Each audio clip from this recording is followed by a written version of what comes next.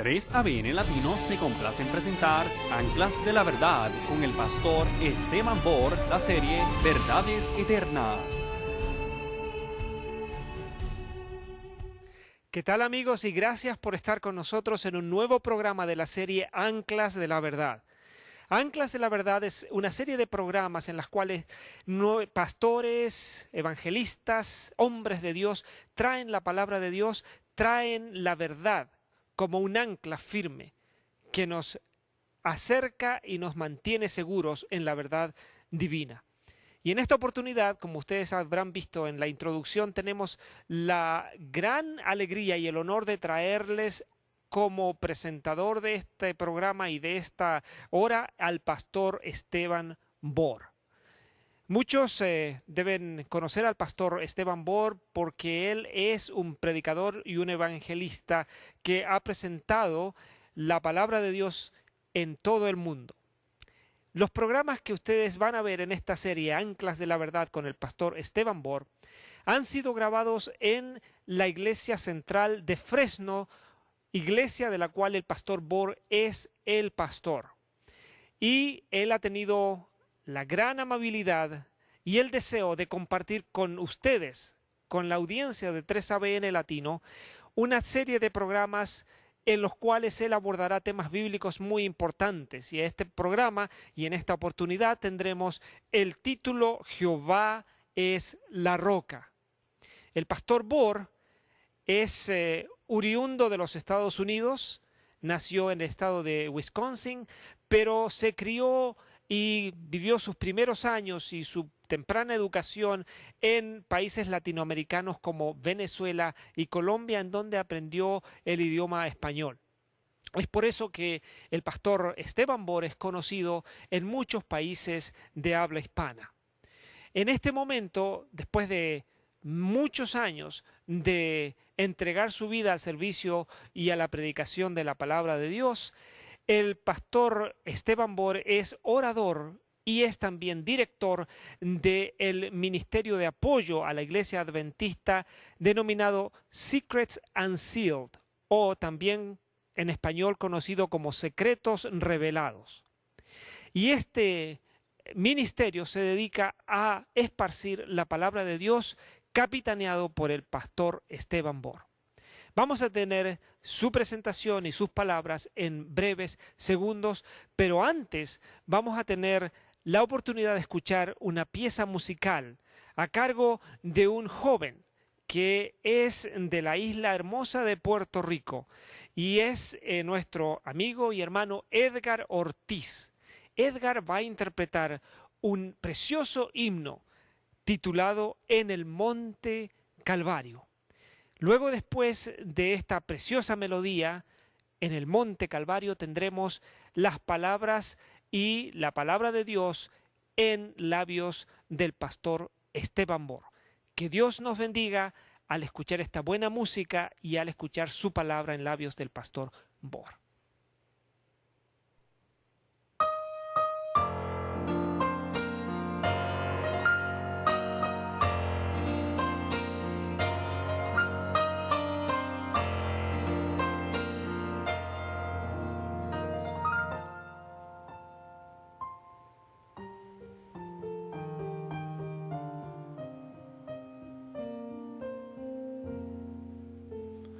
En el monte Calvario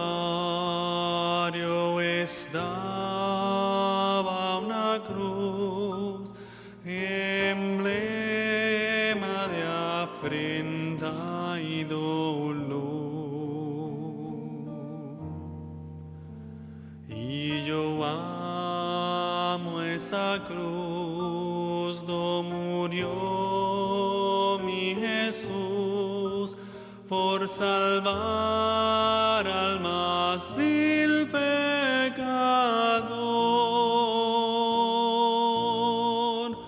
Oh, yo siempre amaré esa cruz, en sus triunfos mi gloria será. Y algún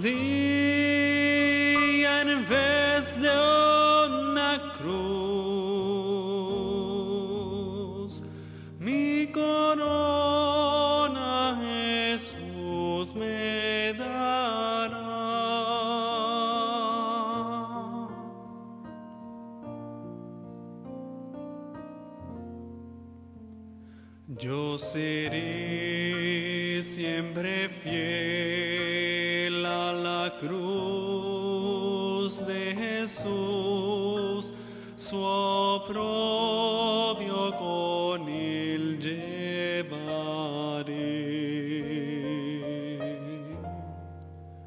Y algún día feliz con los santos en luz, para siempre su gloria veré.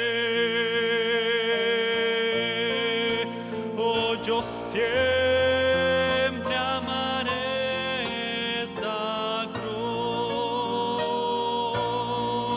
en sus triunfos mi gloria será. Y algún día en vez de una cruz, mi corona Jesús me dará. Mi corona Jesús, oh mi corona Jesús, oh mi corona Jesús me dará.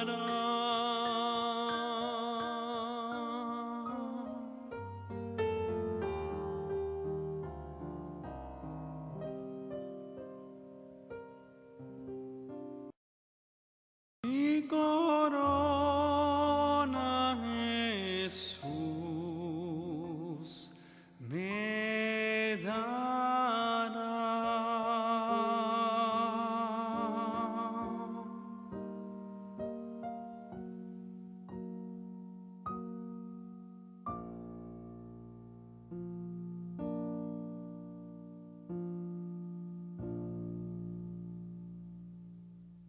Oremos.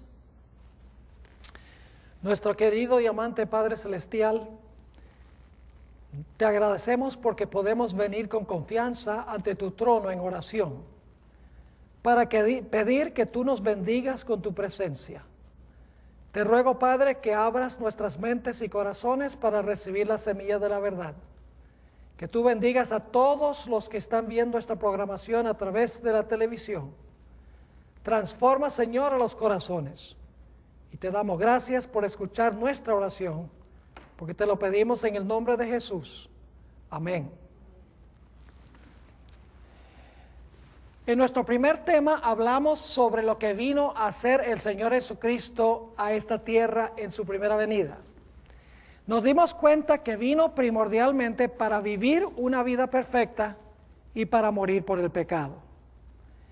Es decir, que Jesús vino a vivir la vida que nosotros debemos vivir y a morir la muerte que nosotros debemos morir.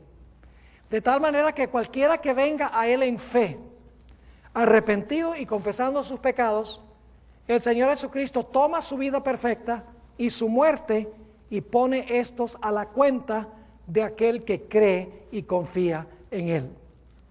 Ahora, hay una cosa muy interesante cuando nosotros estudiamos el ministerio de Jesús y lo que sucedió en el día del Pentecostés. Y es que hay una relación muy estrecha, muy cercana, entre lo que pasó en la tierra en el día de Pentecostés y lo que sucedió en el cielo al mismo tiempo. La mayoría de los cristianos, cuando hablan del día del Pentecostés, se enfocan en lo que sucedió en la tierra. Dicen que hubo lenguas de fuego, un recio viento y que la gente habló en otros idiomas. Pero en realidad en nuestro estudio hoy nos vamos a dar cuenta que el evento importante no fue el que sucedió en la tierra. El evento importante en el día del Pentecostés fue el que sucedió en el cielo. Lo que quiero que notemos al comenzar nuestro estudio es que hay una conexión muy cercana entre el sacrificio de Jesús en la cruz y lo que pasó en el día del Pentecostés.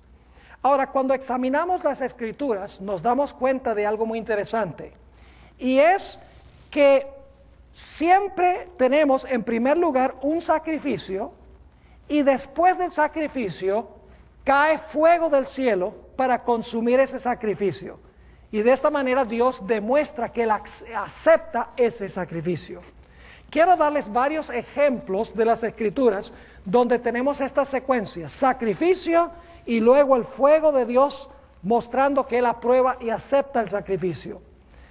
El primer ejemplo no lo menciona directamente la Escritura, se encuentra en los escritos de Elena White en la revista Señales de los Tiempos, febrero 6 de 1879. Ella está hablando del sacrificio que ofreció Abel. Y fíjense lo que declara: Dios aceptó este sacrificio y fuego descendió del cielo y lo consumió. Fíjense que tenemos el sacrificio y luego el fuego de Dios que demuestra que Dios aceptaba el sacrificio. Así que ese es el primer ejemplo. El segundo ejemplo lo hallamos en Levítico 9, 22 al 24. Levítico 9 y el versículo 22 hasta el versículo 24. Este es el momento cuando se inauguró el tabernáculo en el desierto, los servicios del tabernáculo, de la carpa que Dios mandó a construir en el desierto. Cuando comenzaron los servicios pasó lo mismo: sacrificio y luego el fuego. Dice ahí en Levítico 9, 22 al 24: después alzó Aarón sus manos hacia el pueblo y lo bendijo. Y después de hacer la expiación, el holocausto y el sacrificio de paz descendió. Ahora, así que fíjense que Aarón ofreció, según dice esto, tres cosas. Ofreció, en primer lugar, la expiación; en segundo lugar, el holocausto; y en tercer lugar, la expiación o el sacrificio. Y luego noten lo que sigue diciendo aquí en el versículo 24 de Levítico, el capítulo 9.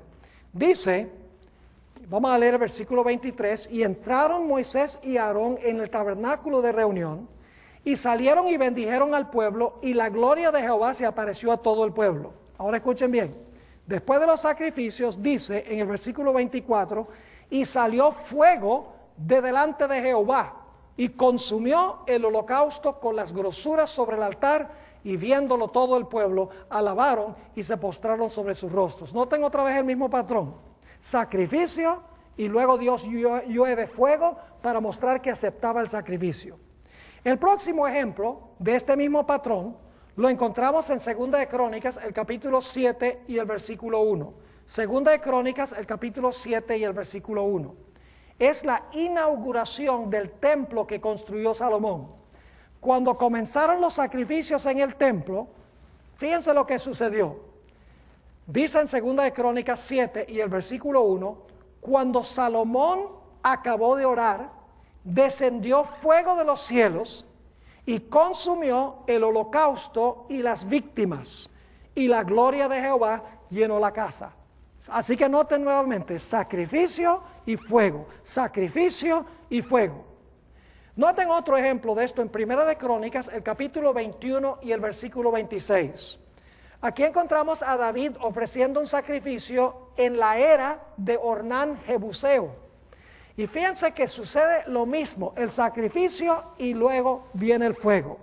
Dice allí en Primera de Crónicas 21, 26, y edificó allí David un altar a Jehová, en el que ofreció holocaustos y ofrendas de paz, e invocó a Jehová, quien le respondió por fuego desde los cielos en el altar del holocausto. Fíjense otra vez: sacrificio y luego ¿qué cosa? Y luego fuego, en señal de que Dios aceptaba ese sacrificio. El último ejemplo que quiero darles de este patrón o de este proceso lo encontramos en Primera de Reyes, el capítulo 18 y el versículo 38.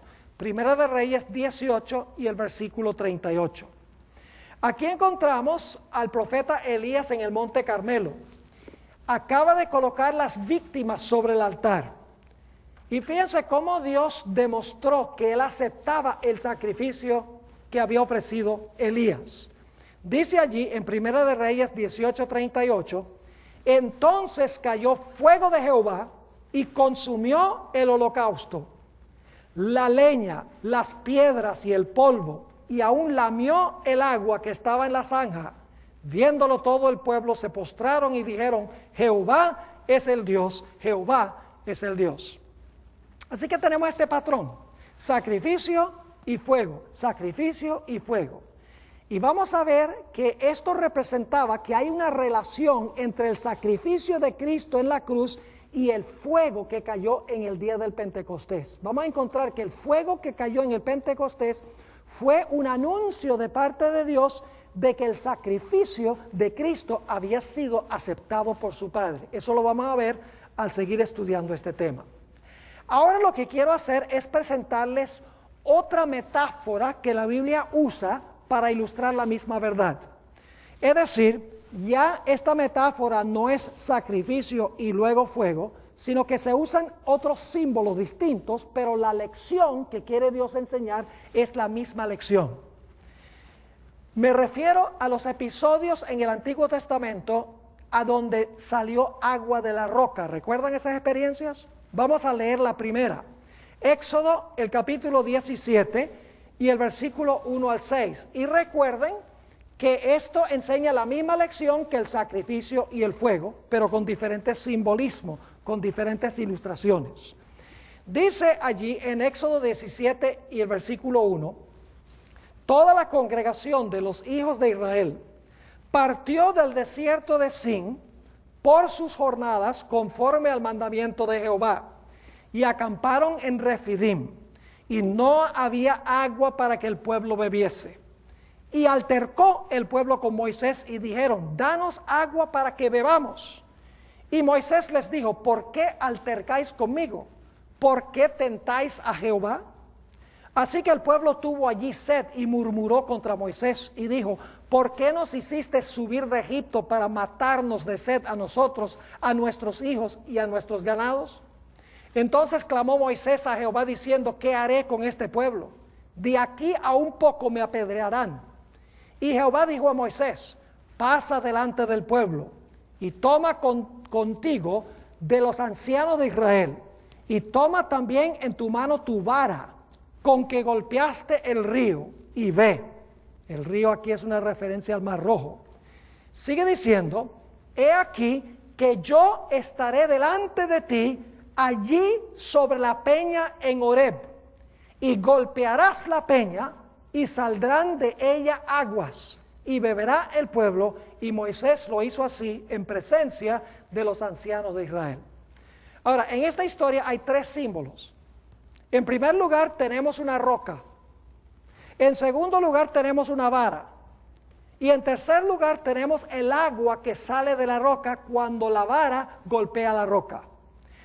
Lo que tenemos que hacer entonces es interpretar el significado de los símbolos. ¿Qué representa la roca? ¿Qué representa la vara? ¿Y qué representa el agua que salió de la roca? Hablemos en primer lugar de lo que representa la roca. Vamos a Deuteronomio, el capítulo 32 y el versículo 4. Deuteronomio 32 y el versículo 4, para ver qué representa la roca que golpeó Moisés. La roca era una roca real, pero era simbólica, representaba algo. Dice allí, en Deuteronomio 32, 4, hablando de Dios, Él es la roca. ¿Quién es la roca? Jehová es la roca. Él es la roca cuya obra es perfecta, porque todos sus caminos son rectitud, Dios de verdad, y sin ninguna iniquidad en Él. Es justo y recto. ¿Qué representa entonces la roca? A Jehová. Ahora vamos al Nuevo Testamento para ver qué dice el Nuevo Testamento en cuanto a la roca. Primera de Corintios, el capítulo 10 y el versículo 1 al 4. Primera de Corintios, el capítulo 10 y el versículo 1 al 4. Aquí el apóstol Pablo está recordando algunas de las experiencias del pueblo de Israel. Y dice lo siguiente, porque no quiero, hermanos, que ignoréis que nuestros padres todos estuvieron bajo la nube, y todos pasaron el mar, y todos en Moisés fueron bautizados en la nube y en el mar, y todos comieron del mismo alimento espiritual, y todos bebieron la misma bebida espiritual, porque bebían de la roca espiritual que los seguía, y la roca era Cristo. ¿Qué representaba entonces la roca? La roca representaba a Jehová. En este caso representa a Cristo Jesús, porque Cristo Jesús es el Jehová del Antiguo Testamento. Es decir, la roca representa a Cristo Jesús. Ahora necesitamos preguntarnos qué representaba la vara. ¿Qué representa la vara que usó Moisés para golpear la roca? En realidad la vara representa juicio, porque cada vez que Moisés levantaba su vara, caía un juicio sobre el pueblo de Egipto. Pero no solamente Dios le dijo a Moisés que llevara la vara, que representa juicio, sino que Dios le dijo a Moisés que con la vara golpeara la roca y entonces la roca iba a dar su agua. ¿Qué significa el acto de la vara golpear la roca? ¿La roca representa a quién? Representa a Cristo. ¿Qué significa el acto de golpear la roca? Bueno, si la vara representa juicio, significa que el juicio de Dios iba a caer ¿sobre quién? Iba a caer sobre Cristo. Dicho sea de paso, la palabra que se usa para golpear, donde Dios le dice a Moisés que golpee la roca, es la palabra hebrea naka, que significa golpear, azotar, pegar, matar, recibir un golpe o ser herido. Saben que Moisés usaba su vara, por ejemplo, cuando él golpeó el polvo, del polvo salieron piojos. Cuando golpeó con su vara las aguas se convirtieron en sangre. Y cuando Dios levantó la vara del juicio, dice que los primogénitos de Egipto murieron en la 10ª plaga. Es decir, que la vara que azota la roca representa el juicio de Dios. Entonces yo pregunto, ¿el juicio de quién cayó sobre Cristo Jesús? El juicio de Dios, su Padre, cayó sobre el Señor Jesucristo. Noten Isaías el capítulo 53 y el versículo 4. Isaías 53 y el versículo 4. Aquí se nos habla en una profecía mesiánica en cuanto a lo que significaba golpear la roca. Dice aquí en Isaías 53, 4, hablando del Mesías, ciertamente llevó él nuestras enfermedades y sufrió nuestros dolores. Y nosotros le tuvimos por azotado. Esa palabra azotado es la misma palabra que se usa para hablar de Moisés quien golpeó la roca. Es la mismita palabra hebrea. Es decir, nosotros le tuvimos por azotado, por herido de quién? Por herido de Dios y abatido. Entonces significa que Cristo la roca, la vara del juicio de su Padre cayó sobre quién? Cayó sobre Cristo Jesús. ¿En qué momento cayó la vara del juicio de Dios el Padre sobre Cristo Jesús? Cuando sufrió en el Getsemaní y cuando ¿qué? Cuando murió en la cruz. No por su propio pecado, sino porque estaba cargando los pecados de la raza humana. Es decir, el golpear de la roca representa el sacrificio de Cristo. Pero ahora quiero que noten que cuando la vara golpeó la roca, cuando la vara del juicio de Dios cayó sobre Jesús, ¿qué pasó con la roca? La roca dio sus ¿qué? Dio sus aguas. Así que tenemos que interpretar qué es lo que representa el agua. Ahora fíjense, es la misma lección, pero con diferentes simbolismos. ¿Recuerdan? Sacrificio, fuego. Pero en el caso que estamos estudiando la roca es azotada y sale ¿qué? Agua. Y es interesante que en la Biblia el fuego y el agua ambos representan ¿qué cosa? El Espíritu Santo. Es decir, se sacrificaba el animal, caía fuego. Se golpeó la roca y salió agua. El fuego es lo mismo que el agua, es la misma lección, pero con diferentes simbolismos. Ahora, ¿qué representa el agua? Vayan conmigo a Juan 7 y el versículo 37 al 39. Juan, el capítulo 7 y el versículo 37 al 39 nos dice qué es lo que representa el agua que salió de la roca. Y esto está hablando de un evento que se realizó en la fiesta de tabernáculos en Jerusalén, a donde fue Jesús.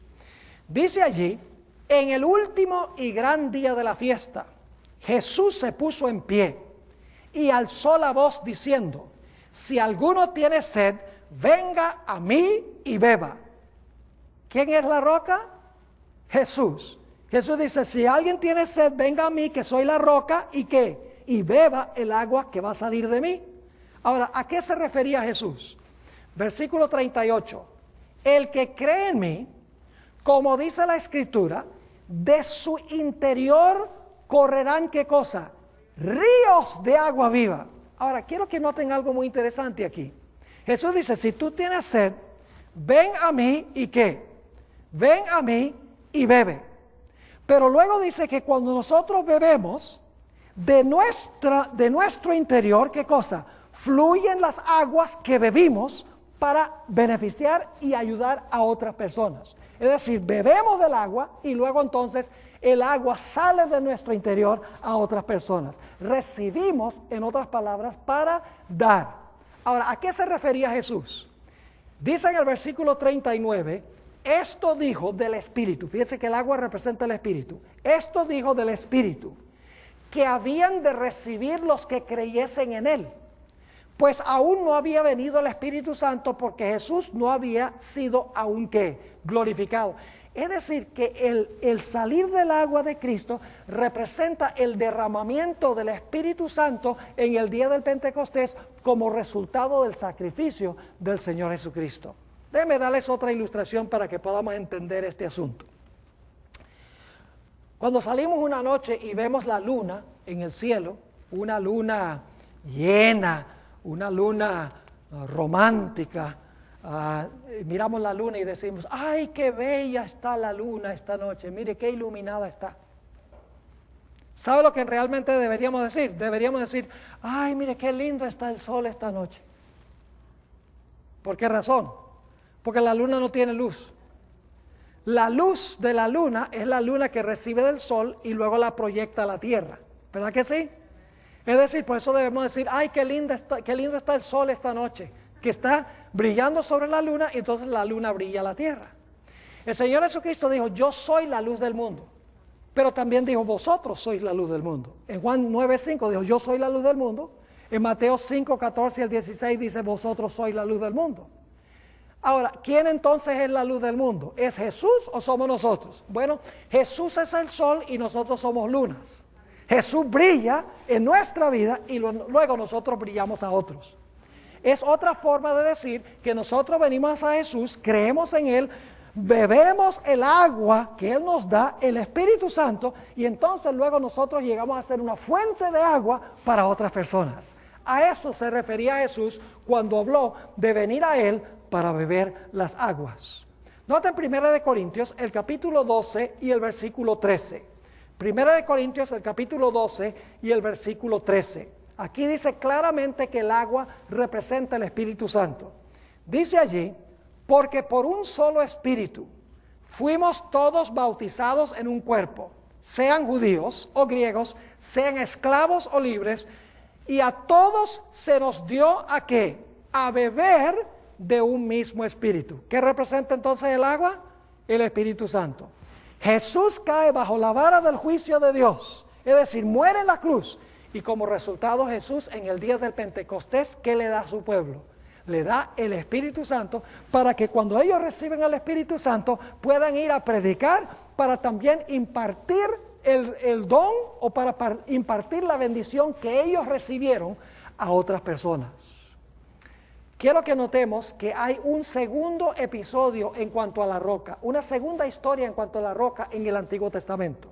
Vayan conmigo a Números 20 y vamos a leer los versículos 7 al 11. Números 20 y los versículos 7 hasta el versículo 11. Esta es una segunda historia en cuanto a la roca. Dice allí, y habló Jehová a Moisés diciendo, toma la vara y reúne la congregación, tú y Aarón tu hermano. Y ahora fíjense la diferencia. Y hablad a la peña, a la vista de ellos, y ella dará su agua. La primera vez que tenía que hacer Moisés con la roca, golpearla, que significa que la roca iba a caer bajo ¿qué? Iba a caer bajo el juicio de Dios. Pero la segunda vez había que golpear la roca. No, Moisés tenía que ¿qué? tenía que hablarle a la roca y pedirle a la roca que le diera su agua. Y sigue diciendo, le sacarás aguas de la peña y darás de beber a la congregación y a sus bestias. Y Moisés estaba furioso, porque ya se le acabó la paciencia con este pueblo.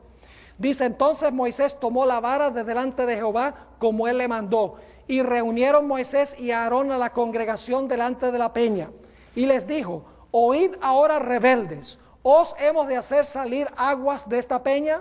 Entonces alzó Moisés su mano y golpeó la peña con su vara 2 veces. Y salieron muchas aguas y bebió la congregación y sus bestias. ¿Qué hizo Moisés en vez de hablarle a la roca? Golpeó la roca 2 veces. Y por eso Dios no permitió que entrara a la tierra prometida. Fue un pecado horrible. Y el uno dice, ¿por qué fue tan terrible ese pecado? Permítame leerles una cita del libro Patriarcas y Profetas, página 442. Dios estaba presentando un lindo simbolismo y Moisés, al golpear la roca 2 veces, arruinó el simbolismo que Dios quería enseñar. Note lo que dice allí, Patriarcas y Profetas 4:42. Dice allí Elena White, por su acto temerario, Moisés restó fuerza a la lección que Dios se proponía enseñar. Ahora, ¿qué quería Dios enseñar? Fíjense, siendo la roca un símbolo de Cristo, había sido herida una vez, como Cristo había de ser ofrecido una vez. La segunda vez bastaba hablar a la roca, así como ahora solo tenemos que pedir las bendiciones en el nombre de Jesús. Al herir la roca por segunda vez, se destruyó el significado de esta bella figura de Cristo. Moisés arruinó el simbolismo. Y fíjense que hay una iglesia en el mundo hoy que está cometiendo el mismo pecado que cometió Moisés. Algunos de ustedes han sido católicos y muchos católicos desconocen lo que yo voy a mencionar ahora. Hay muchos católicos muy sinceros, aman a Dios y nosotros los amamos a ellos, que ignoran estas cosas de las cuales estamos hablando. Pero en el catolicismo se cree que en cada misa el Señor Jesucristo muere de nuevo, es sacrificado de nuevo. ¿En qué difiere eso del pecado que cometió Moisés? En nada. Porque el libro de Hebreos dice que Jesús, cuando murió, murió de una vez por todas. Y ya no muere más, no tiene que morir más. Porque ya Jesús cayó bajo la vara del juicio de Dios de una vez por todas. Si nosotros queremos recibir la bendición del Espíritu Santo hoy, no tiene Jesús que sufrir el castigo de su Padre nuevamente por nuestros pecados. Lo único que tenemos que hacer es pedirle a Jesús en la oración el Espíritu Santo y nos dará el Espíritu Santo. Fíjense lo que dijo Jesús en Lucas 11 y el versículo 13. Jesús dijo esto explícitamente. Lucas 11 y el versículo 13. Dice Jesús aquí, pues si vosotros siendo malos sabéis dar buenas dádivas a vuestros hijos, ¿cuánto más vuestro Padre Celestial dará el Espíritu Santo a los que se lo pidan? Si queremos recibir el Espíritu Santo hoy, ¿qué es lo que hay que hacer? ¿Jesús tiene que morir de nuevo? ¿Tiene que sufrir bajo el castigo de su Padre una vez más? No, eso pasó de una vez por todas. Lo único que tenemos que hacer para recibir el Espíritu Santo es pedir el Espíritu Santo. Ahora entonces tenemos 2 símbolos. Tenemos el sacrificio y luego el fuego, donde Dios demuestra que aceptó el sacrificio. Luego tenemos la roca es golpeada y sale el agua. Es decir, el descender del fuego y el salir del agua representan lo mismo, pero bajo un simbolismo distinto. ¿Está claro ese punto? Ahora, entonces, ¿hay una conexión entre el sacrificio de Jesús y el derramamiento del Espíritu Santo? ¿Hay alguna conexión entre esos 2 eventos? Obviamente hay una conexión muy estrecha. Ahora, vamos a resumir la conexión entre la cruz y el Pentecostés. El Señor Jesucristo vino a esta tierra, como hemos dicho, a vivir una vida perfecta. ¿Y a qué? Y a morir por el pecado. El Señor Jesucristo vivió 3 años y medio durante su ministerio, afrontó todas las tentaciones de Satanás y no pecó ni una sola vez. Es decir, Jesús vivió la vida perfecta que Dios me exige a mí. Pero luego el Señor Jesucristo tomó nuestros pecados y sufrió bajo la vara del castigo de su Padre, bajo el juicio de su Padre. Es decir, Jesús vivió en nuestro lugar y el Señor Jesucristo murió en nuestro lugar. Y luego el Señor Jesucristo se fue al cielo. Después de vivir su vida, después de morir y resucitar, el Señor Jesucristo 40 días después de su resurrección ascendió al cielo. Y 10 días más tarde, ¿qué fue lo que sucedió? Vino el día del Pentecostés. ¿Y qué pasó en el día del Pentecostés? Entre otras cosas. ¿Qué se vio? Se vio fuego. Se vieron lenguas como de fuego. ¿Qué indicaban esas lenguas como de fuego? Indicaban que Jesús había ido al cielo y su Padre ahora aceptaba o aprobaba de su vida y de su ¿qué? Y de su muerte en la cruz. Es decir, era una señal en la tierra de que Dios el Padre había aceptado la vida perfecta de Jesús y había aceptado la muerte del Señor Jesucristo en lugar de su pueblo. Es decir, el fuego fue la señal visible en la tierra de que Dios había aceptado la obra que Cristo había desempeñado en la tierra. Ahora fíjense, todo esto se ilustraba en el santuario. En el santuario tuvimos una serie aquí en la iglesia hace poco tiempo sobre el santuario. Teníamos aquí varios paneles ilustrándolo, pero repasando, en primer lugar tenemos el campamento donde vivía el pueblo de Israel. El campamento representa el lugar donde vino Jesús a vivir su vida perfecta en nuestro medio. Después de eso venía el altar del sacrificio, eso representa la muerte de Cristo. Y luego entonces, después del altar de sacrificio, venía el lavacro, representa la resurrección de Cristo. Es decir, se mueve Jesús del campamento al altar del sacrificio en el atrio, luego se mueve al lavacro también en el atrio, y entonces, ¿qué apartamento venía después del lavacro, después del patio o del atrio? ¿Qué apartamento venía? El lugar santo.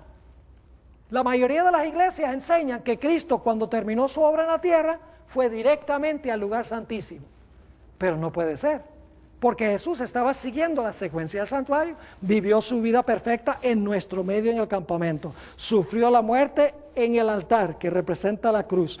Luego entonces en el lavacro de la regeneración el Señor Jesucristo resucitó y luego entonces el Señor Jesucristo entró al lugar santo del santuario para ministrar allá en favor de su pueblo. Ahora, ¿por qué entró Jesús al lugar santo del santuario? Esto tiene una relación con lo que estudiamos en nuestro último tema. Yo pregunto, cuando Jesús ascendió al cielo, ¿tenía Jesús una vida perfecta que ofrecerle a cualquier persona que viniera con fe a Él, arrepentido y confesando sus pecados? ¿Había una vida perfecta que esa persona podía aceptar? Claro que sí. Había también una muerte de Cristo por el pecado, que si la persona venía a Jesús arrepentido, confesando su pecado, con fe en el Señor Jesucristo, que Jesús podía tomar su vida y ponerla también a la cuenta del que confiaba en Él. Claro que sí. Jesús ahora tenía una vida perfecta y una muerte por el pecado que ofrecerle a cada persona que viniera a Él con fe. Ahora escuchen bien. Lo que hizo Cristo en la tierra, lo hizo para todos los seres humanos que jamás hayan vivido. Lo hizo por cada ser humano en el planeta Tierra. Pero no significa que porque Jesús vivió por todos y murió por todos, que todos se van a salvar. Hizo provisión para salvar a todos, pero hay una condición, y es que la gente tiene que venir a Él, reclamarlo como abogado, reclamarlo como intercesor. Es decir, Él salva eternamente a los que a Dios se allegan a través de Él. Él vive siempre para interceder por los que vienen con fe a Él. Es decir, que cuando yo vengo al Señor Jesucristo arrepentido y confesando mis pecados, y le digo al Señor Jesús, yo soy pecador, soy malo, no merezco sino la muerte, porque no le puedo ofrecer la ley, la vida perfecta que la ley exige, pero Señor Jesús, yo creo que tú viviste una vida perfecta, yo creo que tú moriste por el pecado. Señor Jesús, estoy arrepentido, confieso mi pecado, por favor toma tu vida perfecta y pónmela a mi cuenta. Por favor toma tu muerte por el pecado y pónmela a mi cuenta. En ese momento El Señor Jesucristo toma su vida y su muerte y me lo pone a mi cuenta y Dios me mira como si nunca hubiera pecado. Es decir, ¿qué ha estado haciendo Jesús en el lugar santo desde que ascendió? Como leímos anoche, ha estado aplicando los beneficios de su obra terrenal. Es decir, Él no podía darle sus beneficios a sus seguidores sin haber ganado primero los beneficios. Y los beneficios son su vida perfecta y su muerte por el pecado.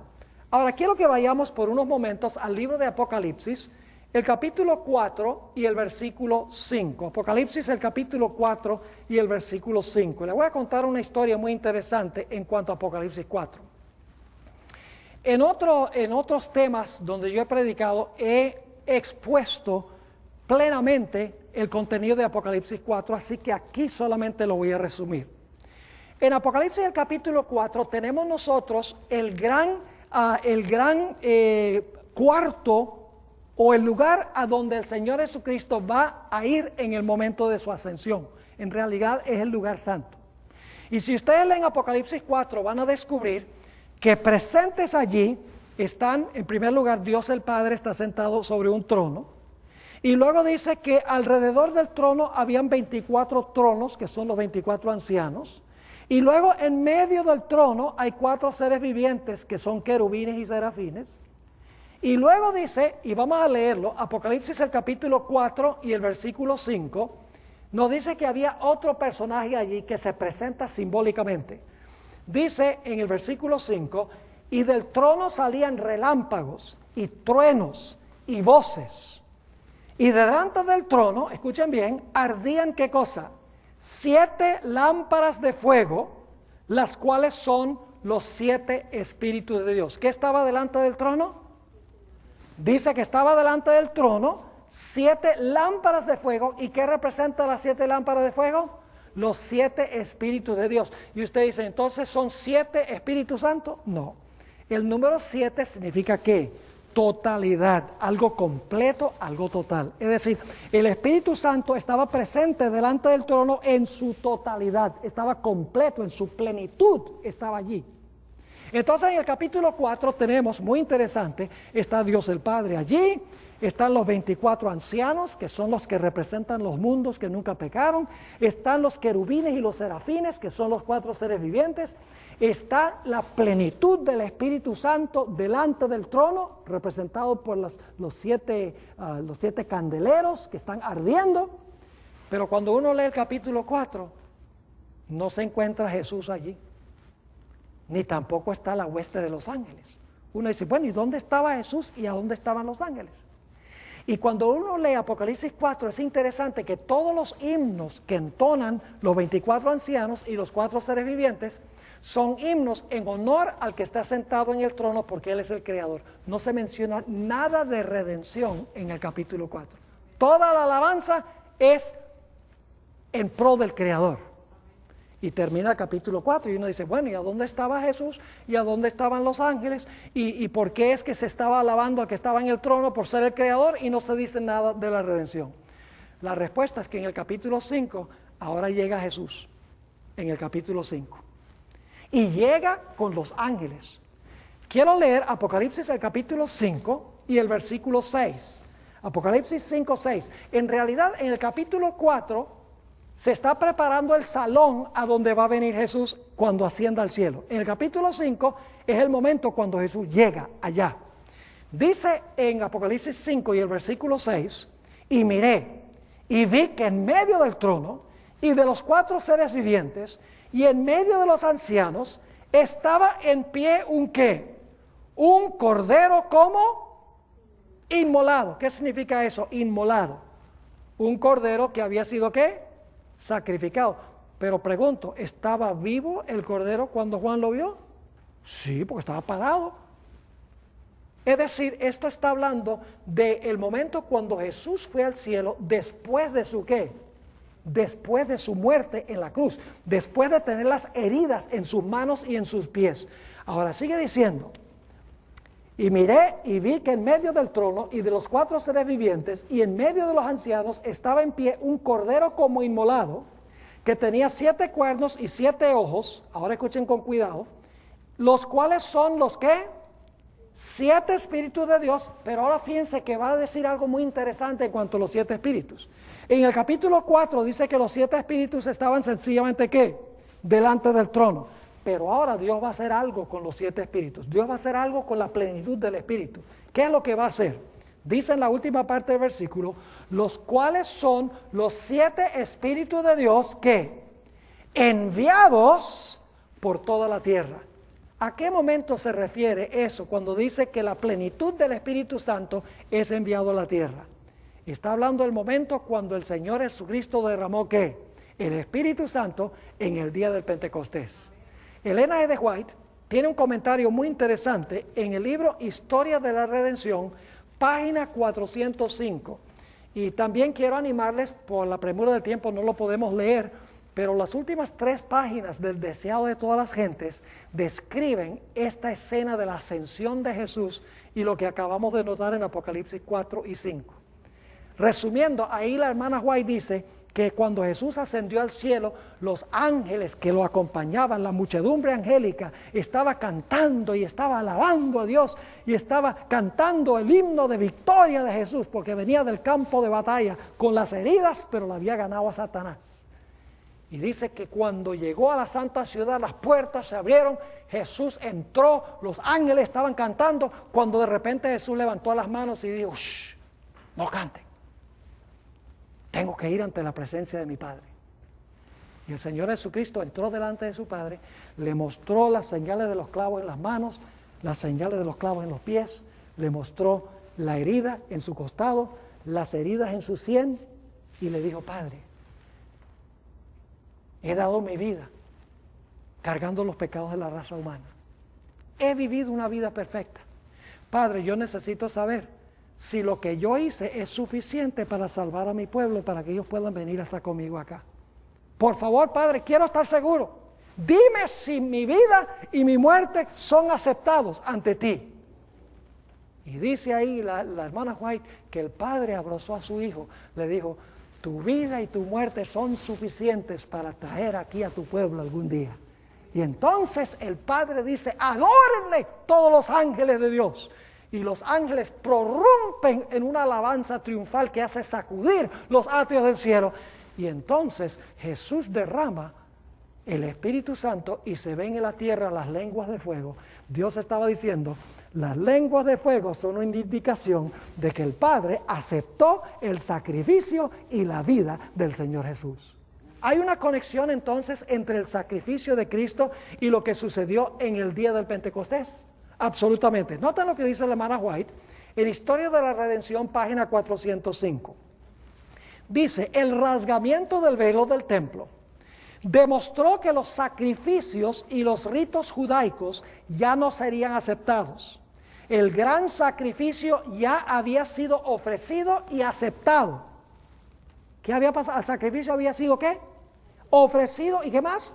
Y aceptado. Y luego dice, y el Espíritu Santo que descendió en el día del Pentecostés apartó la atención de los discípulos del santuario terrenal para dirigirla al celestial, donde Jesús entró por medio de su propia sangre para derramar, ahora escuchen bien, sobre sus discípulos los beneficios de su expiación.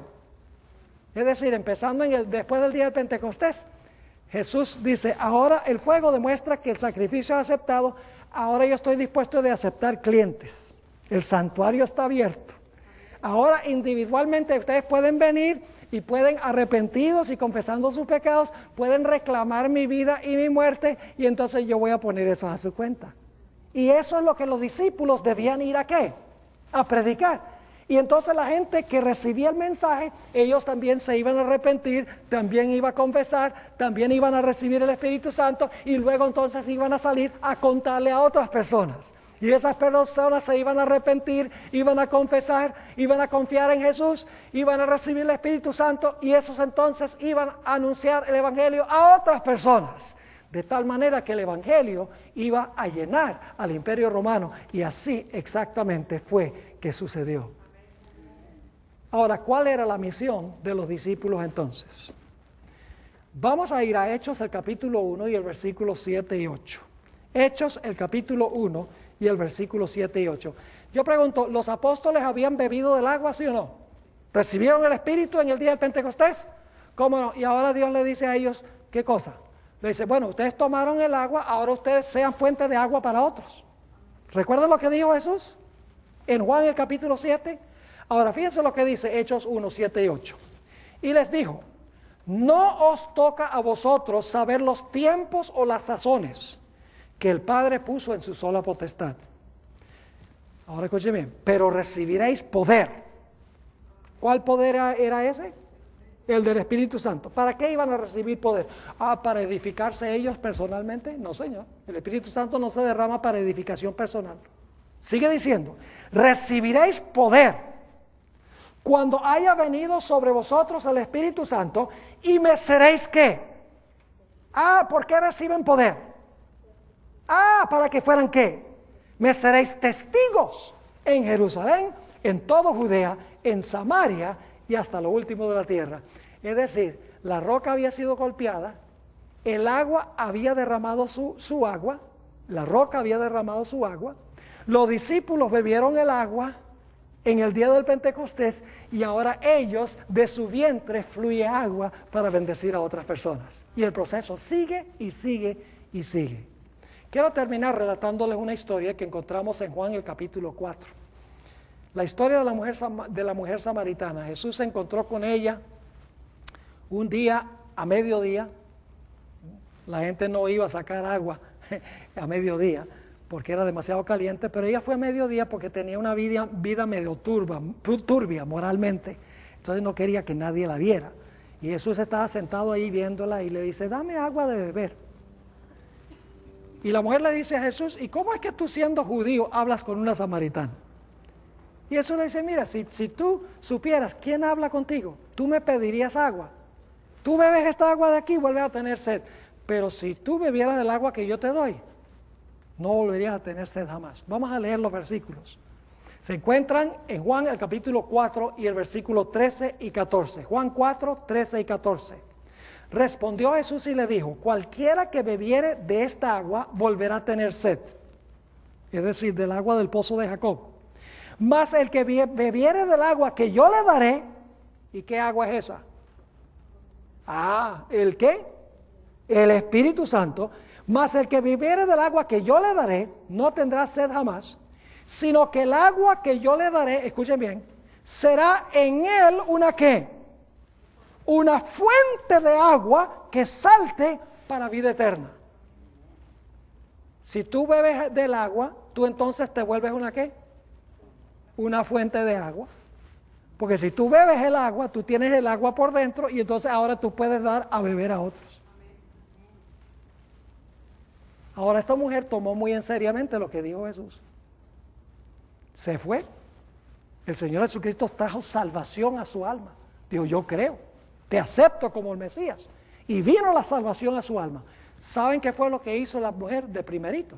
Fue a su pueblo, Sicar, y le testificó a todos los que estaban allí en cuanto a su encuentro con Jesús.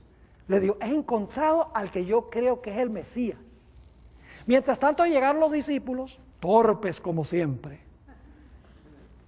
Jesús los había mandado a buscar comida y cuando traen la comida Jesús dice, no, mi comida y mi bebida es hacer la voluntad de mi Padre que está en los cielos y terminar su obra.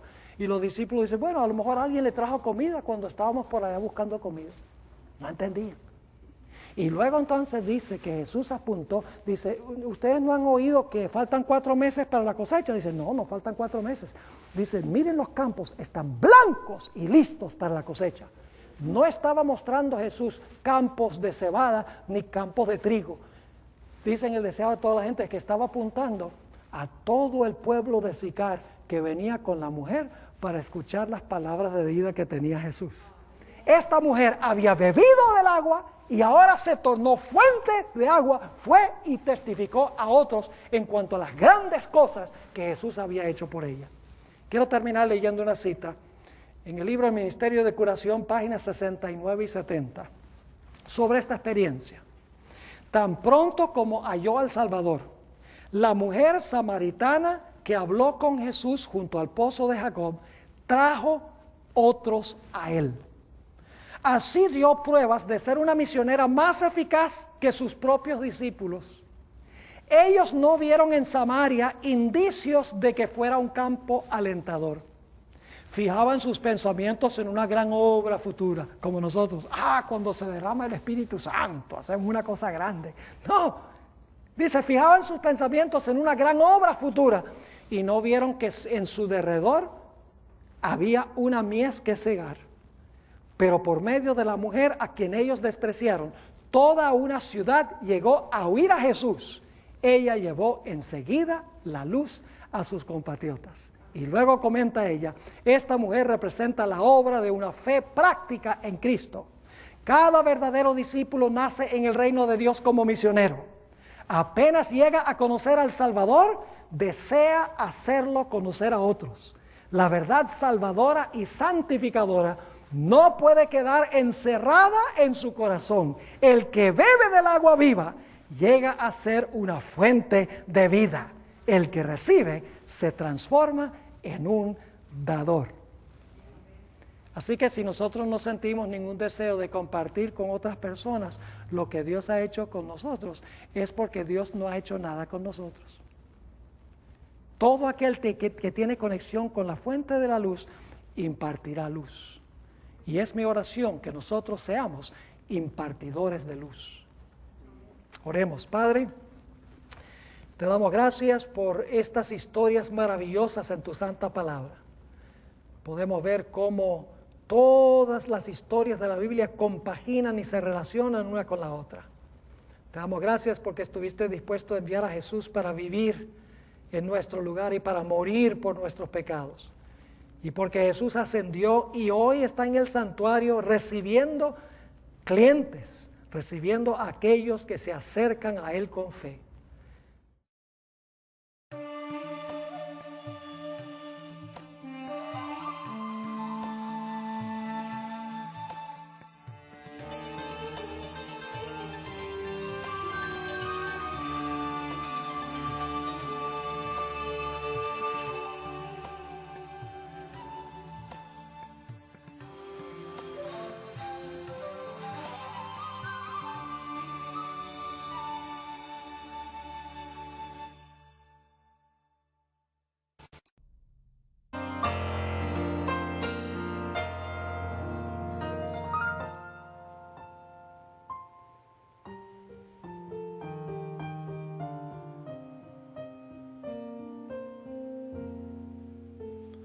En el monte Calvario estaba una cruz, emblema de afrenta y dolor. Y yo amo esa cruz, donde murió mi Jesús por salvar al más vil pecador.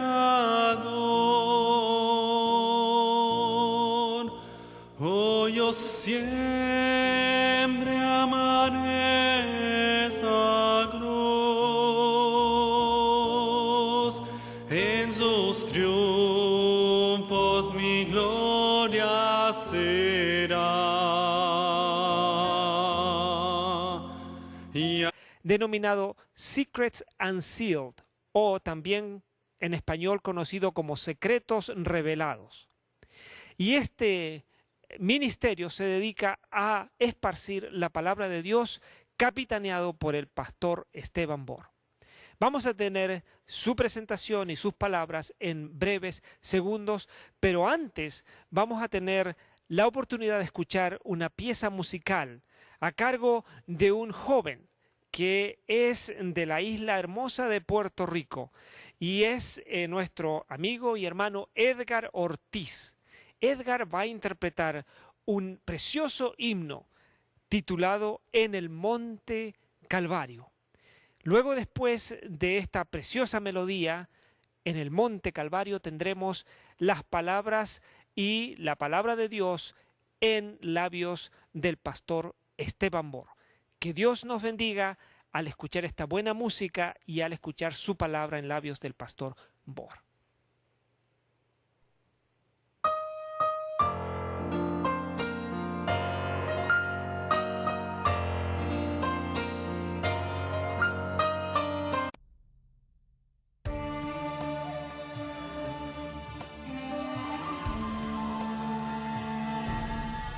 Tres ABN Latino se complace en presentar Anclas de la Verdad con el pastor Esteban Bohr, la serie Verdades Eternas. ¿Qué tal, amigos? Y gracias por estar con nosotros en un nuevo programa de la serie Anclas de la Verdad. Anclas de la Verdad es una serie de programas en las cuales pastores, evangelistas, hombres de Dios traen la palabra de Dios, traen la verdad como un ancla firme que nos acerca y nos mantiene seguros en la verdad divina. Y en esta oportunidad, como ustedes habrán visto en la introducción, tenemos la gran alegría y el honor de traerles como presentador de este programa y de esta hora al pastor Esteban Bohr. Muchos deben conocer al pastor Esteban Bohr porque él es un predicador y un evangelista que ha presentado la palabra de Dios en todo el mundo. Los programas que ustedes van a ver en esta serie Anclas de la Verdad con el pastor Esteban Bohr han sido grabados en la iglesia central de Fresno, iglesia de la cual el pastor Bohr es el pastor. Y él ha tenido la gran amabilidad y el deseo de compartir con ustedes, con la audiencia de 3ABN Latino, una serie de programas en los cuales él abordará temas bíblicos muy importantes. Y en este programa y en esta oportunidad tendremos el título Jehová es la roca. El pastor Bohr es oriundo de los Estados Unidos, nació en el estado de Wisconsin, pero se crió y vivió sus primeros años y su temprana educación en países latinoamericanos como Venezuela y Colombia, en donde aprendió el idioma español. Es por eso que el pastor Esteban Bohr es conocido en muchos países de habla hispana.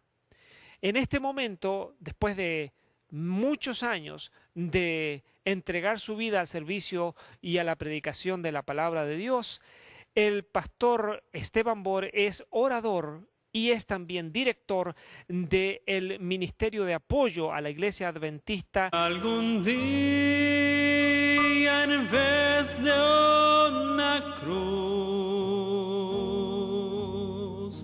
mi corona Jesús me dará.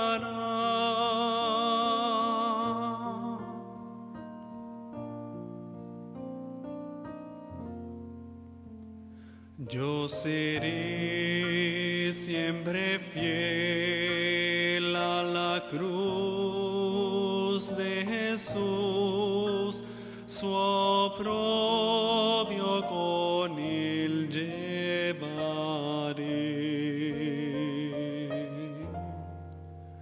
Y algún día feliz con los santos en luz, para siempre su gloria veré. Oh, yo siempre